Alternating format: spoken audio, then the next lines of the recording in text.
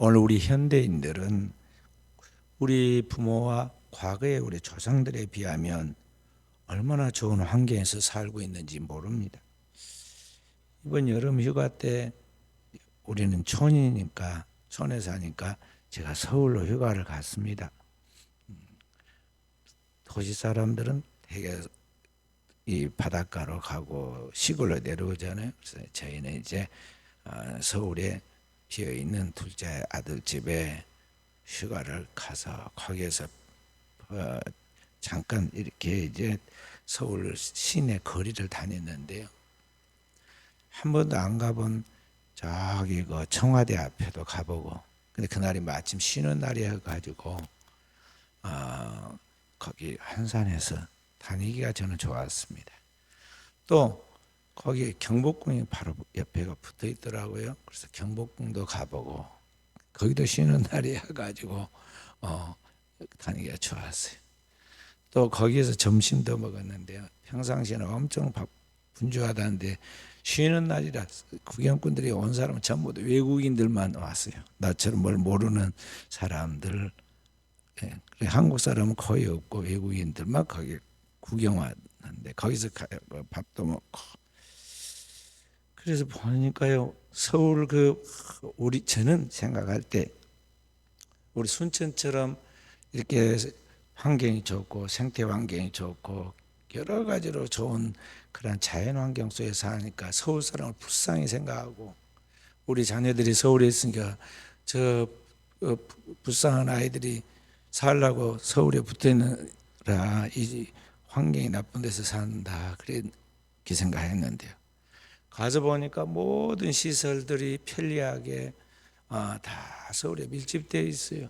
그러니까 뭐 나가나 들어가나 모든 게 활동하는데 거의 부족함이 없으니까 사람들이 거기서 돈도 벌고 거기도 생활도 하고 그런 것 같이 보이더라고요. 그래서 과거에 옛날 우리 어른들이 만약에 이 시대를 보았다면, 또는 볼 수만 있다면, 완전히 그분들이 볼 때는 지금 우리가 살고 있는 이 시대는 그 어른들이 보기에는 천국 같은 세상이라고 볼 수가 있습니다.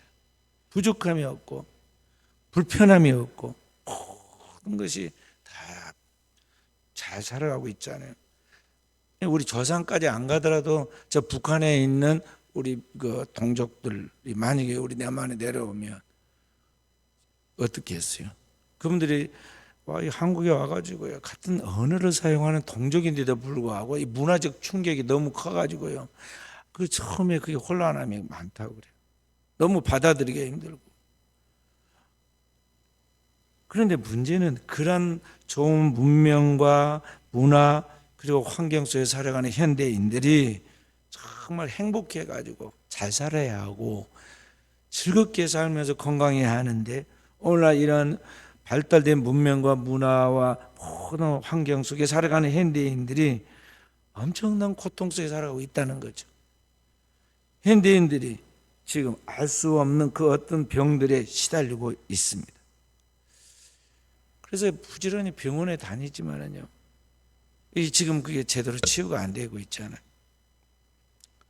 그래서 요새 이 병원 문제로 이제 우리나라가 큰 위기를 겪고 있으면서 사람들이 어떻게 할까 하고 고민하지만은요, 또 잘 살아가잖아요. 잘 살아가. 두려워하는 그 자체가 지금 문제지, 실제로는 옛날 우리 선배들이 또는 조상들이 다 그런 거 없이도 살았듯이 지금 현대도 또 사니까 다 살아갑니다. 그래서 병원 없으면 다 죽을 줄 알아도 잘 살아가고 더 많이 안 죽는다고 그래요. 죽는 사람이 더 줄었다고 그래요. 자, 그런데 오늘날 이 사람들이 지금 고통하고 두려워하고 있는 이 병의 근원이 뭘까 우리가 생각해 보죠. 그런데 이 병의 근원이 뭔지를 잘 사람들은 모릅니다. 그래서 현대인들은 이러한 병들에 대하여 그러한 증상이라고 표현을 하죠. 어떤 증상이 있는가. 그래서 반드시 의사는 환자에게 어디가 아프느냐, 어떻게 아프느냐 계속 물어보면서 그 증상을 통해서 병을 진단해 가지고 그분들이 배운 학습된 지식과 또 그러한 경험을 가지고 처방을 내립니다. 그러나 100% 맞는다고 보장할 수가 없어요. 그러니까 처방을 내려놓고 3일 후에 다시 오라고 그랬죠. 안 맞으면 다시 처방을 내리겠다는 거죠. 그렇게 해서 이리저리 치료해 보는데 완벽한 치료는 또 이루어지질 않죠. 현대인들은 오늘날 이 발달된 문명과 문화 속에서 살면서도 불구하고 엄청난 병에 시달리고 있어요. 그걸 걸어다니는 병원이라고 말하고 있죠. 특히 오늘 현대인들은 옛날에 비하면 좀 더 나이를 많이 잡수실 때까지 좀 더 살죠. 그래서 장수한다고 그런데도 불구하고 실제로는 이제 어느 나이 정도 되면은 실제로는 이게 병을 온 몸에다 달고 삽니다. 자, 그런데 이런 병에 시달리고 있는데, 그런데 오늘날 이 병이 어디서 오느냐 하는 것이죠. 오늘 사람들이 이 병이 뭔지를 잘 모르지만은 사람들은 말하기를 내가 스트레스를 받아서 병이 들었다고 보통 이야기들 합니다. 그런데 이 사람도 이런 병이 걸렸는데 그것도 스트레스라고 말하고, 저 사람이 또 다른 병이 걸렸는데 그 사람도 자기가 어떤 스트레스를 받는데 병이 걸렸다고 그러죠. 그래서 오늘 스트레스를 보통 만병의 근원이라고 그렇게 부릅니다. 그래서 우리가 이 스트레스에 대해서 생각해 봐야 하는데요. 사람이 어떤 스트레스를 딱 받으면 그 몸이 비상경계태세로 딱 체질이 바꿔집니다. 그래서 스트레스를 탁 받는 순간 눈이 커지고 가슴이 막 두근두근 하고, 그 다음에 숨이 가빠지죠. 폐 기능이 강화되죠. 반면에 스트레스를 받아서 충격을 받으면 여기 장은, 뱃속에 이 장은 소화작용을 딱 중단합니다. 소화가 멈춰요. 그래서 온몸이 갑자기 굳어버립니다. 그리고 더 많은 에너지가 근육에 공급되도록 이제 모든 몸을 컨트롤하는 이 뇌가, 비상지휘부격인 이 뇌가 거기에 어떻게 대처해 나갈 것인가 막 머리를 굴립니다. 기억력과 사고력을 최대한 끌어올리죠. 거기다 집중하느라 지금 어디 아픈 것도 잊어먹어요. 그래서 통증이 더 둔감하다는 거죠. 그래서 적당한 스트레스는 작업 능률도 높이고 공부도 효율적으로 되고 다른 어떤 일들도 효과가 있기도 합니다. 적당한 어느 정도 스트레스는 말하는 거죠. 그래서 약간의 긴장은 그런 뜻이라고 볼 수가 있습니다. 그런데 문제는 그런 스트레스가 계속 반복되어 가지고 만성화되면은 이제 몸의 모든 기능이 교란 작용이 일어나게 돼요.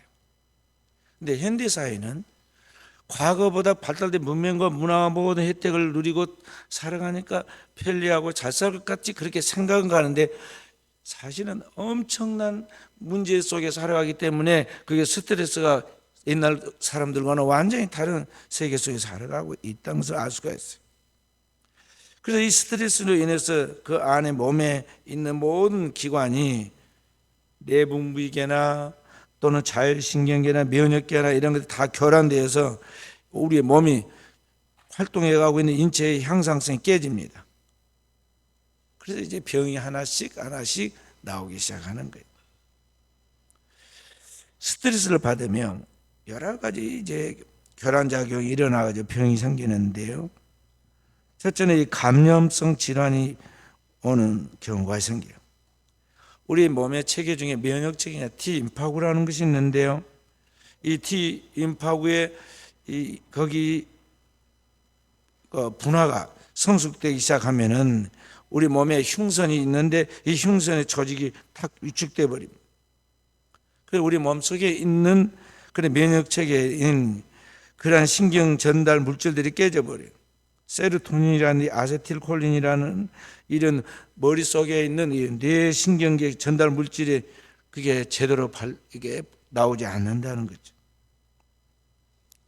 그렇게 해서 우리 몸의 인체의 면역력이 떨어집니다. 그리고 세균이나 바이러스나 박테리아 같은 그런 것들이 평상시에도 늘 있었는데, 우리 손으로 만질 때, 음식을 먹을 때, 활동할 때 그런 게 있었는데 스트레스를 받고 난 다음에 그런 것 완전히 달라져요. 면역력이 떨어져 가지고 거기에 문제가 생긴다는 거죠. 그러니까 똑같은 사람이 똑같은 식당에 가서 음식을 먹었는데 어떤 사람은 아프고 어떤 사람은 전혀 이상이 없는 것들이 다 이런 차이가 있는 거예요. 그러니까 똑같은 속에서 사람들 어울리는데 어떤 사람 감기가 걸리고 어떤 사람 안 걸립니다. 똑같은 환경에서 작업을 했는데 어떤 사람 폐결핵에 걸리고 어떤 사람은 건강하고 이상 없습니다. 이게 감염성 질환인데 이런 것들이 생긴다는 거죠. 스트레스를 받을 때 그 스트레스를 어떤 사람이 얼만큼 많이 받느냐에 따라서 차이가 있다는 것입니다.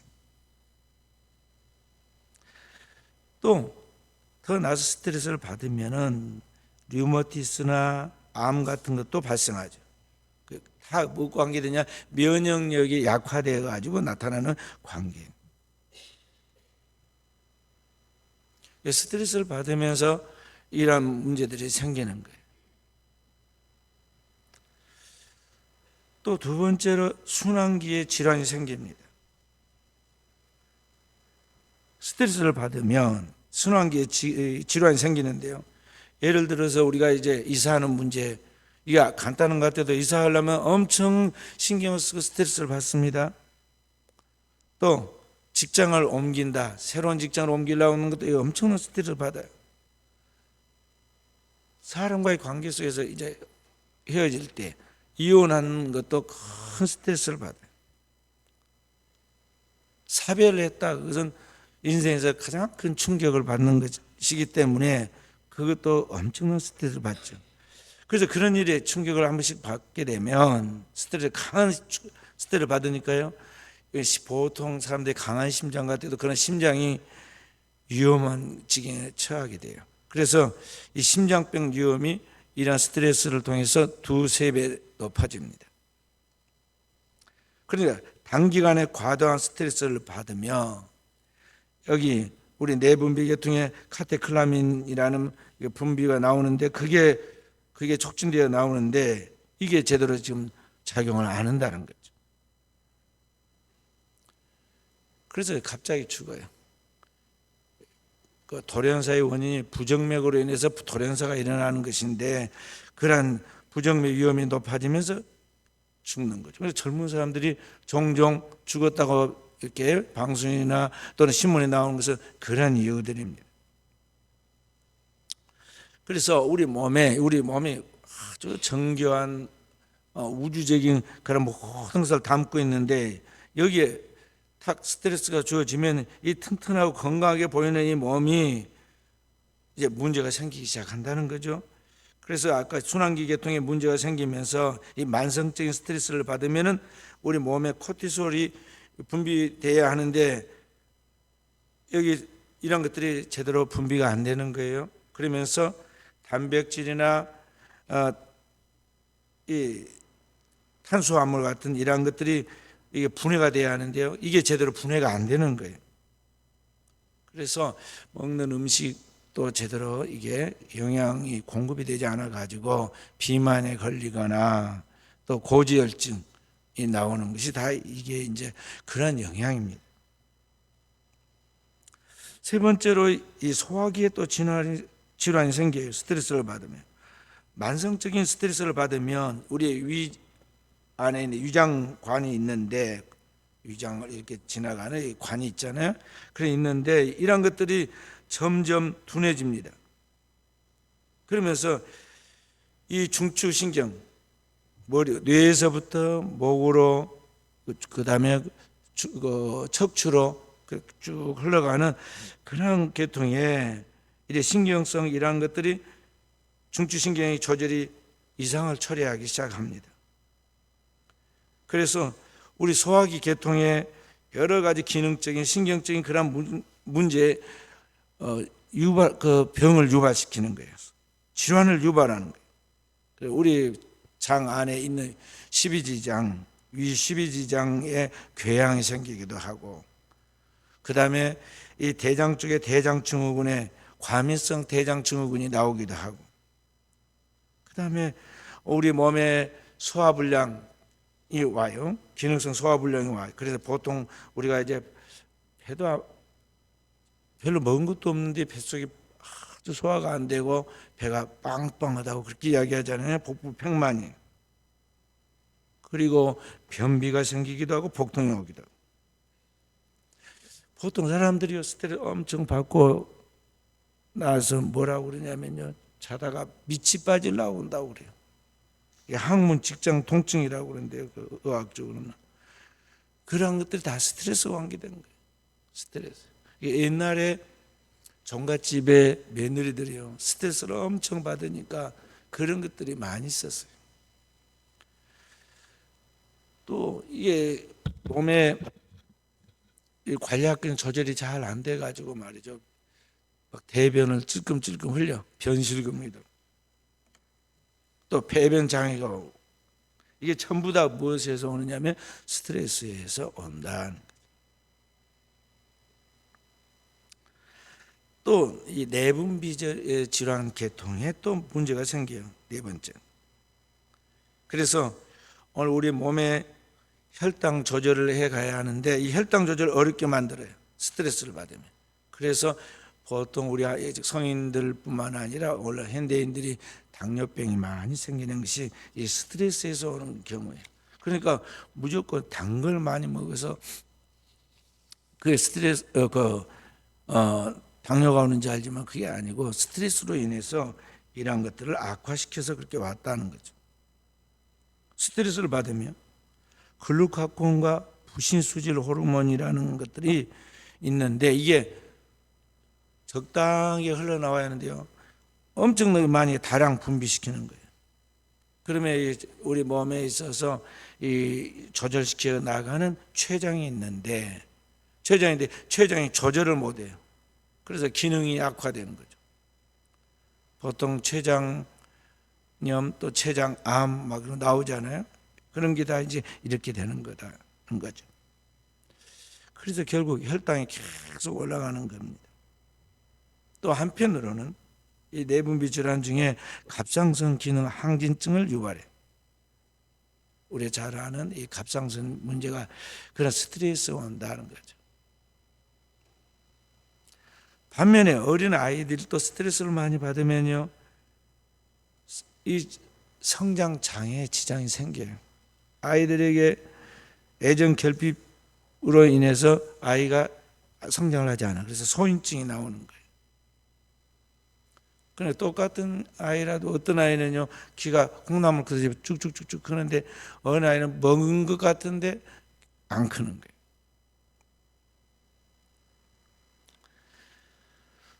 또 다섯 번째로 스트레스를 받으면요, 피부 질환에 문제가 와요.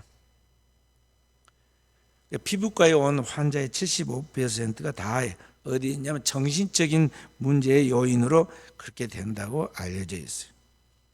그래서 아토성 피부염으로 고생하는 사람, 건선으로 고생하는 사람, 손바닥이나 발바닥에 수포성 습진이 오는 사람. 저도 스트레스를 받으면 말이죠, 토요일 날 저녁에 주일 준비하느라 긴장을 하고 그렇게 하니까 손바닥에가 수포 같은 게 생겨요. 그러다가 나중에 주일을 딱 지나면 그게 사라져 버립니다. 그래요. 그런 손바닥이나 발바닥에 그런 것들이 오는 것도 일종의 스트레스. 또 가려움증, 원형 탈모증, 스트레스 엄청 받고 나면 머리가 한 움큼씩 쑥 빠져가지고 원형 탈모증이 오죠. 남자도 그렇고 여자도. 또 어떤 사람은 만성 두드러기가 생겨요. 스트레스면서. 그래서 막 가려워라고 오도른 것 같이 막 몸에가 붉은 반점이 생기면서 그렇게 두드러기가 오죠. 또 여섯 번째로 스트레스로 인해서 비뇨기 질환이 생깁니다. 남자들이 이 자연스럽게 건강한 남성은 이제 성적으로 흥분하면 이 남성이 발기해야 하는데 그게 잘 안 되고 부교감신경이 억제됩니다.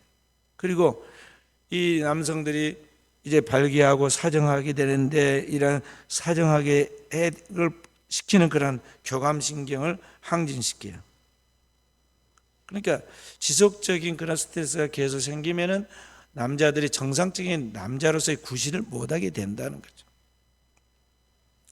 심리성 발기불능과 조루 같은 원인이 온다는 거예요. 2차 대전 때 전쟁에 참전하고 온 이 군인이 결혼해서 이제 신혼 부부라 결혼했는데요. 좀 건강한 젊은이니까요. 결혼해서 남성과 여성이 부부이므로 함께 사랑을 나누고 그렇게 이제 가정을 꾸려가야 하는데, 이게 남성 구실을 못하는 거예요. 제대로 이 남성으로서의 그런 몸에 작용이 안 되는 거죠. 그래서 병원에 가서 조사를 해봤더니 이 미군이 오랫동안 발기불능으로 고생을 하게 됐는데 왜 그러는가 보니까 이 전쟁에서 2차 대전 때 전쟁에서 엄청 죽고 사는 충격을 받았어요. 그 스트레스와 그 트라우마가 너무 커가지고 그 몸의 모든 그 이제 기능이 망가졌다는 거죠. 특히 이 비뇨기에 그 영향을 미쳐가지고 겉은 멀쩡하고 건강한데 실제로는 건강한 남성의 구실을 못하는 그런 상황이 됐다는 거죠. 또 이 비뇨기준에 스트레스를 받으면 만성 전립선염인 그런 문제들이 생겨요. 전립선, 남성들에게 있는 그 전립선 증후군이 온다는 거죠. 여성에게는 혈액순환 장애로 인하여 방광 수축증을 가져와요. 그래서 여자들은 빈뇨라고 그래가 자주 화장실을 갑니다. 금방 갔다 또 가고 금방 갔다 또 가고. 그 다음에 급박뇨라고 그래가지고 못 참는 거죠. 보통은 소변이 마려워도 참을 수 있는데, 어느 정도 참을 수 있는데 참을 수 없는 거죠.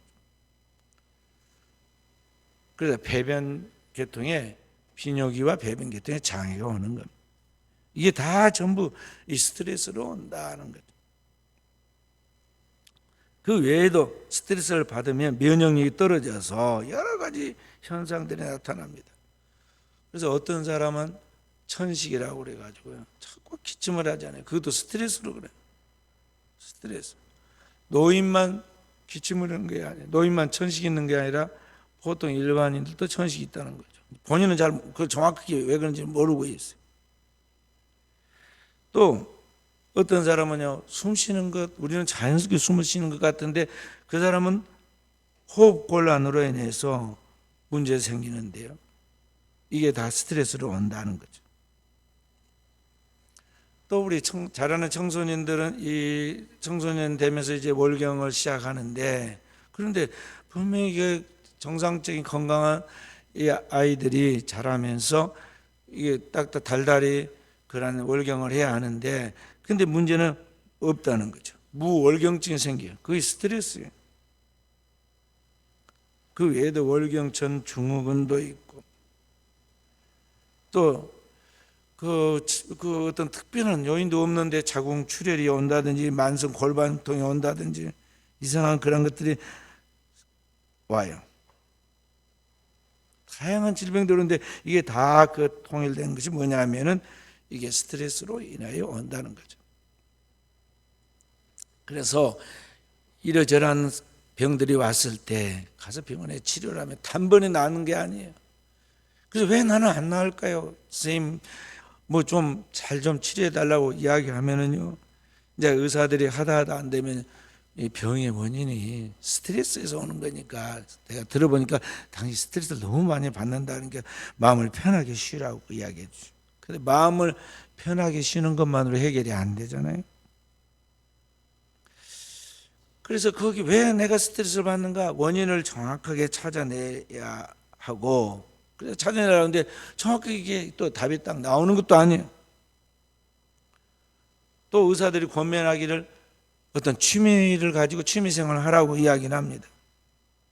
스트레스를 잊어버릴 만큼 아주 강력한 뭔 취미가 있어야 하는데 그럴 만한 게 찾기가 쉽지는 않아요. 또 예민해져서 그러니까요, 잠을 많이 자라고 이야기합니다. 누가 잠을 안 자고 싶어서 안 자겠어요? 물론 잠이 원래 많은 사람도 있습니다. 근데 잠이 안 온 사람은 억지로 아무리 잘하고 그래도 잠을 안 자요. 그러니까 의사들이 그러면 그때는 수면제를 써라 그래가지고 수면제 처방을 내려주기도 하는데요. 과하게 먹으면 안 되잖아요. 또 어찌됐든 스트레스를 풀기에 뭐 좋은 방법이 뭘까? 이런저런 방법들이 많이 나와 있습니다. 시중에 이런저런 운동하는 방법 그런 것들 통해서 전신의 근육이 풀어지도록 그렇게 하면 스트레스가 풀린다고 이야기를 하죠. 여사에는 많이 하는 게 뭐냐면 요가, 명상 뭐 이런 것들을 하죠. 복식 호흡을 하기도 하고 기공도 하기도 하고 뭐 여러 가지 권면하기도 합니다.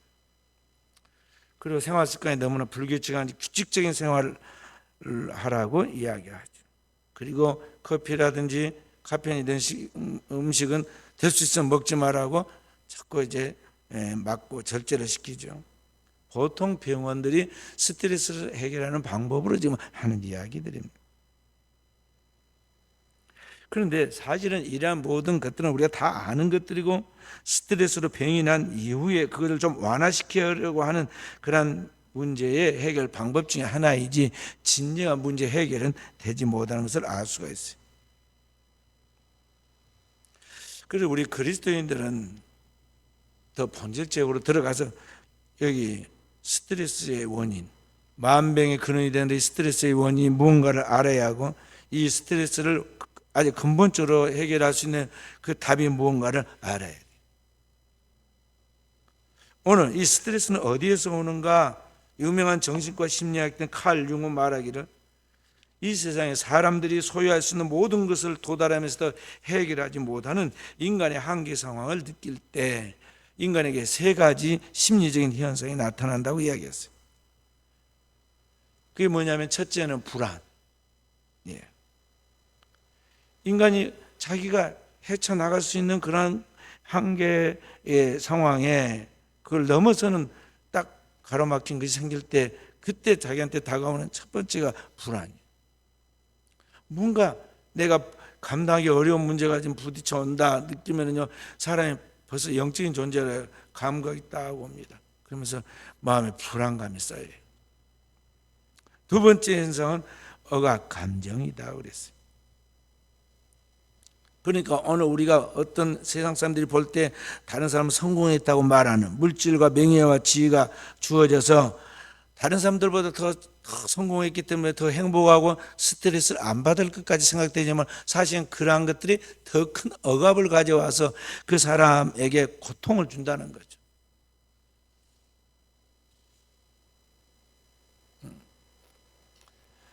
세 번째 현상은 고독이라고 그랬어요. 고독. 그러니까 사람들이 겉으로 보기에는요, 저 사람은 행복할 것 같이 보이는데 사실은 그런 것 속에 고독함이 있는 거죠. 군중 속에 고독이, 풍요 속에 빈곤함이. 그래서 인간의 한계에서 느끼는 이런 심리적 현상들, 불안과 억압된 감정과 이 고독한 것들을 다른 어떻게 표현할 수가 없으니까 의학 계통에서는 아까 심리학자이고 정신학자였던 칼 융은 그렇게 표현을 했고 의학적으로는 그것을 뭐라고 답을 할 수가 없으니까 그것을 스트레스라고 부르는 거예요. 그런데 오늘 우리가 이러한 것들의 원인이 뭔가를 알아야 한다는 거죠. 왜 불안한지, 왜 고독한지, 왜 사람이 만물의 영장이고 모든 만물을 다스려 정복하라고 창조한 그런 특별한 하나님의 피조물인데 이 억압 감정을 풀지 못하는 것을 알아야 한다. 왜 이런 스트레스가 오는가를 알아야 돼. 왜 오는 걸까요? 성경은 거기에 답을 이야기하고 있어요. 인간은 영적 존재인데 인간이 영적으로 하나님과 교통하면서 살아가도록 그래서 하나님 앞에 완전한 하나님의 형상과 모양으로서 이 모든 만물을 다스리고 정복하고 누리며 이 땅에 하나님의 영광을 드러내도록 살아가도록 지었는데 그 인간이 하나님을 떠나면서 그때부터 인간이 하나님과의 관계가 깨어지고 깨어진 관계 속에 나타나는 현상이 방금 말씀드린 불안과 고독과 억압의 감정이라는 거예요. 그래서 그런 것들을 오늘 성경이 오늘 본문의 말씀을 통해서 표현한 거예요. 오늘 인간이 하나님의 형상과 모양으로 지어진 하나님의 백성인데 그 백성들이 삶과 하나님의 모든 말씀을 듣고 지켜나가면 형통하고 모든 축복을 받을 것인데 그 하나님 말씀을 버리고 불신앙하고 불순종하여 나온 결과 그들에게 이러이러한 일들이 따르게 될 것이다 하고 오늘 여기 15절부터 우리가 읽었던 68절 사실은 그 뒤에까지 쭉 그런 이야기가 나옵니다. 그래서 거기 보면은 수많은 질병들이 나오잖아요. 자, 몇 곳만 읽어봅니다. 35절 말씀 아까 읽었죠? 35절 말씀 함께 읽어봅시다. 여호와께서 내 무릎과 다리를 쳐서 고치지 못할 심한 종기를 생기게 하여 발바닥에서부터 정수리까지 이르게 하시리라. 65절부터 67절도 읽어봅시다. 65절부터 67절. 그 여러 민족 중에서 네가 평안함을 얻지 못하면 네 발바닥에 쉴 것도 얻지 못하고 여호와께서 거기에 네 마음을 떨게 하고 눈을 쇠하게 하고 정신을 산란하게 하시리니 내 생명이 위험에 처하고 주야로 두려워하며 내 생명을 확신할 수 없을 것이라. 내 마음의 두려움과 눈이 보는 것으로 말미암아 아침에는 이르기를 아 저녁이 되었으면 좋겠다 할 것이요 저녁에는 이르기를 아 아침이 되었으면 좋겠다 하리라. 여호와께서 너를 배에 싣고 전에 내게 말씀하시어 이르시기를 내가 다시는 그 길을 보지 아니하리라 하시던 그 길로 너를 애굽으로 끌어가실 것이라. 거기서 너희가 너희 몸을 적군에게 남녀종으로 팔려 하나 너희를 살 자가 없으리라. 그러니까 여기 아까 15절부터 68절 읽었기 때문에 15절부터 35절까지 읽었기 때문에 이제 읽지 않았고요. 여기 보면은 많은 질병 얘기가 쭉 나옵니다. 그 질병 외에도 결국에는 포로돼서 애굽으로 돌아가듯이 그들이 포로된 생활을 하게 된다는 거죠. 그래서 인간이 이 여러 가지 스트레스를 받고 고통 속에서 신음하게 되고 병 걸려서 죽어가게 되는데 그 원인이 근본적으로 단지 심리적인 현상 또는 우리 몸의 의학적인 그러한 분석으로 끝나는 게 아니라 이러한 것이 근본적으로 하나님과의 관계 속에서 그 영혼이 하나님과 단절됨으로 말미암아 나타나는 이런 현상들이 질병으로 드러났다는 것이죠.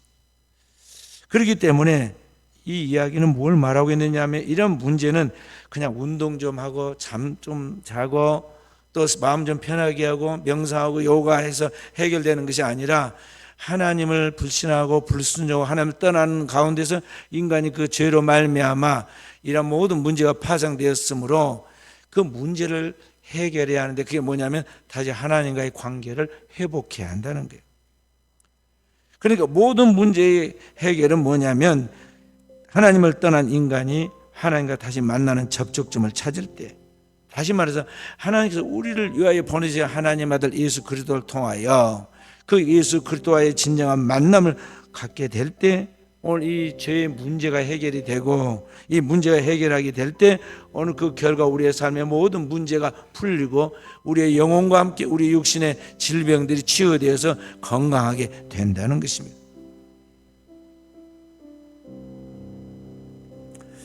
인간이 하나님과의 관계가 하나가 되어야 하는데 그런데 인간이 하나님과 불화한 관계가 된 경우 거기에서부터 스트레스가 나오고 그 결과 질병이 생기기 때문에 오늘 우리가 그리스도 예수를 믿으면서 그리스도 예수를 통해서 하나님과 다시 화해하게 될 때에 다시 말해서 하나님의 말씀을 온전히 믿고 순종하는 사람이 될 때 오늘 우리를 누르고 있는 죄책감과 함께 모든 마음에 가로막혀 있는 장벽들이 풀려나가면서 그때부터 오늘 우리가 억압된 것으로부터 자유하는 사람이 될 수가 있다는 것입니다.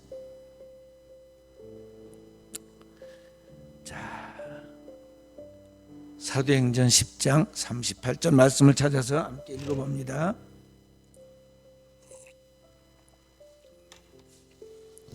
사도행전 10장 38절 말씀 함께 하나님이 나사렛 예수에게 성령과 능력을 기름 붓듯 하셨음에 그가 두루 다니시며 선한 일을 행하시고 마귀에게 눌린 모든 사람을 고치셨으니 이는 하나님이 함께 하심이라. 자, 여기 마귀에게 눌린 거죠. 원수 마귀가 오늘 이 땅에 하나님과 인간 사이를 가로막고 인간으로 하여금 하나님 없이 살아가도록 유혹을 하죠. 그리고 하나님과 단절된 생활을 통해서 오늘 하나님을 떠난 인간들을 마귀가 누릅니다. 누른다 그 말이 스트레스예요. 그래서 눌려가지고 그 결과 이 땅에 살아가는 모든 사람들이 영적으로 뿐만 아니라 정신적으로 그리고 신체적으로 오장육부의 모든 면에 이제 병이 들었습니다. 근데 그런 병들을 나사렛 예수 그리스도께서 와서 고쳤다고 그랬습니다. 하나님의 나사렛 예수에게 성령과 능력을 기름부터 다셨으니 그리스도 예수께서 이 땅에 오셨고 그리스도 예수께서 우리 인간의 모든 죄와 허물을 십자가 위에서 영원한 속죄로 그의 피로 담당하시죠. 그래서 우리의 죄를 십자가에서 그리스도께서 담당하고 죽으심으로 우리 죄의 문제를 주께서 다 해결하고 걷어가니까 그 결과 오늘 우리가 그리스도 예수를 통해서 제사함과 함께 하나님의 성령의 선물을 받게 되는데 떠나갔던 하나님의 영이 죄를 사함받고 정결케 된 그 백성에게 하나님의 영이 들어와서 그를 지배하게 되는데 성령이 우리를 지배한 그 결과 우리는 자유한 사람이 된다는 거죠. 더 이상 마귀에게 눌려서 포로된 생활, 억압된 생활, 다시 애굽으로 끌려가듯이 그 죄악에 끌려다니면서 그 상처받고 병들고 죽어가는 그런 삶을 살지 않게 된다는 것이죠. 자, 누가복음 4장 16절부터 19절 18절부터 보십시다. 누가복음 4장 18절 19절 함께 주의 성령이 내게 임하셨으니 이는 가난한 자에게 복음을 전하게 하시려고 내게 기름을 부으시고 나를 보내사 포로된 자에게 자유를 눈먼 자에게 다시 보게 함을 전파하며 눌린 자를 자유롭게 하고 주의 은혜를 전파하려 하심이라. 주님이 오셔서 말씀한 첫 번째 메시지인데 주님께서 주의 성령이 내게 임하셨으니 그리스도 예수에게 임하신 그의 성령 주의 성령이 오셔서 뭘 하셨느냐? 오늘 가난한 자에게 복음을 전하게 하고 그러니까 오늘 심령이 또 육체적으로도 실제적으로 가난한 사람들에게 하나님의 구원의 복음을 전해서 그들을 부여하게 한다는 것이죠.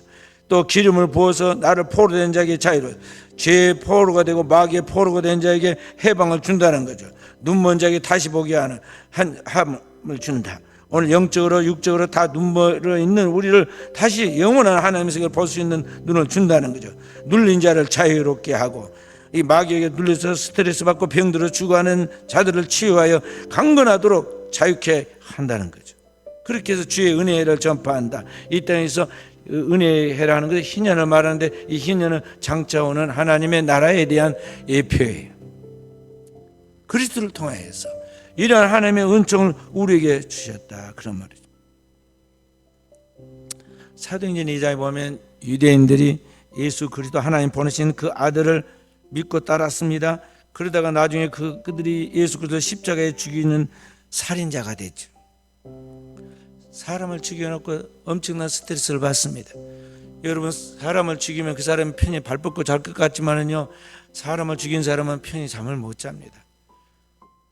엄청난 스트레스와 악몽을 꾸고 사는 것이 죽는 것보다 힘들 만큼 그런 괴로움이 있어요. 유대인들이 하나님께 보내신 그 예수 그리스도를 십자가에 못 박아 죽이는 그 역할을 감당했는데 그 결과 엄청난 스트레스를 받았어요. 그 스트레스의 정점에 있을 때 사도 베드로가 성령 충만해서 그들에게 하나님의 복음을 선포합니다.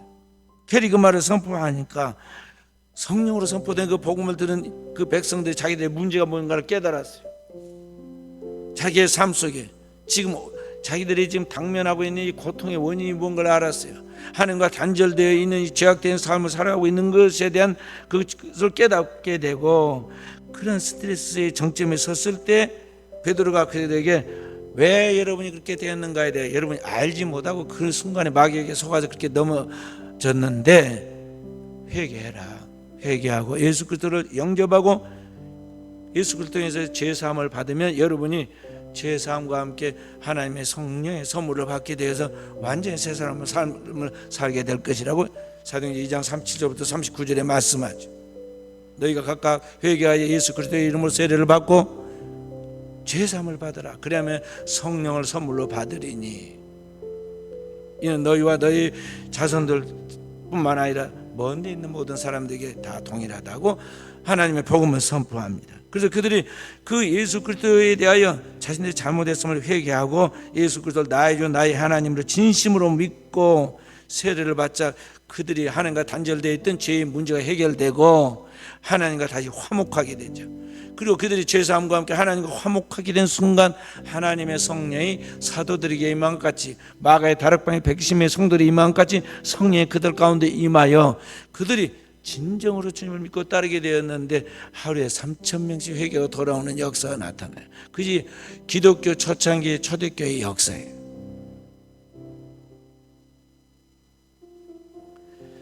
그들이 은혜가 충만해가지고 자기들이 가진 소유를 자기 것으로 주장하지 않고 다 주께로 와서 주께로 돌아갈 것인데 이 하나님께서 내게 의미 있는 삶을 살아가도록 축복을 주셨으니까 이제 이러한 것을 가지고 주님처럼 살아야겠다 생각하고 다 사도들의 발 앞에 내놓고 교회에서 섬기니까 말이죠. 초대교회가 은혜가 충만했어요.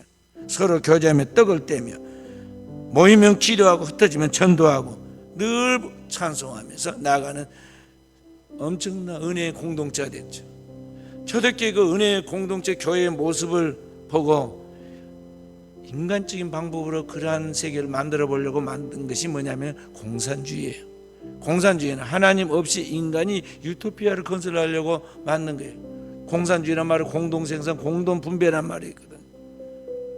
그렇게 초대교회 교인들이 다 같이 자기 것을 내어놓고 서로 섬기면서 교제하면서 떡을 떼면서 하나님의 천국을 누리고 살았는데 그 흉내를 내려고 했던 것이죠. 근데 그게 인간이 방불되는 게 아닌데 그렇게 하려고 하니까 이 공산주의의 허상이 드러나가지고 오늘 많은 문제점과 함께 공산주의 국가들이 다 망한 거 아니에요? 그래서 오늘을 사는 우리 현대인들은 우리가 어떻게 이 스트레스의 문제를 풀어가고 건강하게 살 것인가에 대하여 성경이 우리에게 말씀하신 것 같이 오늘 우리가 인간적인 그런 약 하나 먹고 또는 어떤 취미 하나 가지고 그런 대충 그렇게 풀어간 것이 아니라 근본적으로 하나님과의 관계가 단절돼서 어느 문제라는 것을 알고 주님과 화목하도록 하나님의 모든 말씀을 듣고 그 하나님과 화목하도록 하여 늘 하나님과 동의하는 삶을 살아감으로 오늘 여러분과 저의 영혼이 하나님 앞에서 자유로운 참된 평화를 누리고 하나님의 은혜가 충만한 그 영혼에 우리에게 주어지는 하나님의 힘이 우리의 삶을 지배해서 우리에게 마귀에게부터 포로되는 것에서 자유케 된 것 같이 육신의 질병과 스트레스로부터 그 벗어나서 오늘 우리가 영육간의 건강한 사람이 된다는 것이죠. 그렇게 살아갈 수 있는 하나님의 백성들이 되어야겠어요. 성경은 요한 3서 2절에 그렇게 말합니다. 사랑하는 자의 내 영혼이 잘된 같이 네가 범사에 잘되고 강건하기를 내가 원하노라. 영적으로 잘된 사람은 영혼에 참된 하나님의 평화 은총이 있는 사람은 그 모든 하는 일에도 반드시 그런 형통함이 따르게 되고 그 다음에 육신도 건강하게 된다는 거죠. 모세가 120살을 살았는데 얼마나 건강했으면 저 비스가산 꼭대기까지 걸어 올라갔겠어요. 그 노인이 120살 먹은 노인이 그 산 꼭대기까지 올라 성경 보면 비스가산 꼭대기 느보산에 올라가서 거기에서 하나님 앞에 부름을 받았다고 그랬어요. 건강. 에녹은 65세에 자녀를 낳고 무드셀라를 낳았죠. 그리고 그가 300년 동안인가 동행하다가 하나님이 죽음을 보지 않고 그를 데려가잖아요. 보지 않고 그냥 데리고. 위대한 선지자 엘리야도 그가 하나님과 동행하다가 죽지 않고 죽음을 보지 않고 하나님 데리고 올라가죠. 그러니까 오늘을 사는 여러분과 제가 그냥 의학적인 도움을 받아가지고 생명 좀 더 연장시켜서 그래서 나이 먹고 장수했다 그 소리 듣는 그 정도로 만족해서는 안 되고요. 우리가 몇 살 때 하나님의 부름을 받더라도 살아있는 동안에는 건강할 뿐만 아니라 하나님을 경외하고 그 하나님을 경외하는 가운데서 이 땅에 하나님 영광을 드리는 삶을 멋지게 살다가 생명을 살리고 만나는 영혼들을 하나님께로 인도하고 이 땅에 있는 영혼들에게 유익을 끼치고 보람 있는 삶을 살다가 하나님이 부르실 때 미련도 후회도 없이 다 갈 준비를 해야지. 그런 삶을 살지 않고 그냥 목숨만 조금 더 연장시키려고 그렇게 하는 것은 얼마나 비극적이냐 이 말이죠. 어떻게 그렇게 할 수 있느냐. 오늘 주님이 그 이야기를 우리에게 해준 것입니다. 그래서 오늘 우리는 우리의 삶 속에서 우리가 믿는 신앙의 그 놀라운 위대함을 알아야 돼요. 우리가 믿는 주님이 오늘 우리에게 어떤 생명의 주님인가를 알아야겠고, 그리스도 예수를 통해서 우리와 하나님과 가로막혀 있는 장벽을 그리스도 예수께서 그의 십자가로 다 해결해 주었는데, 그의 십자가의 공로, 그 십자가의 보혈의 능력이 얼마나 크고 위대한 걸 알아야겠고, 그 주님을 믿고 나아가는 가운데서 주님께서 나의 모든 죄를 도말함과 함께 영원한 하나님의 자녀에게 주어진 하나님의 자녀된 표의 하나님의 영 성령을 우리에게 충만하게 부어주시는데, 다른 것으로 부여하려고 하지 말고, 이 땅에 다른 것을 붙잡으려고 하지 말고, 그 성령이 충만히 나에 임하고 성령이 나를 지배하도록 하여 성령에 붙잡힌 사람으로서 살아감으로 영적으로 육적으로 삶의 모든 부분에 진정한 축복을 받은 사람이 되어서 세상에 다른 어떤 것을 나눠준 게 아니라 이게 영혼의 진정 하나님의 축복을 공급해주는 이 시대의 복의 근원이 되어서 그리스도인이 가는 곳곳마다 이 세상 사람들에게 빛이 되고 선한 영향력을 나누어주는, 끼치는 그러한 종들이 되어야겠습니다. 우리 순천은혜교회 성도들이 이러한 축복의 주인공들이 다 되어지기를 주님의 이름으로 축원드립니다.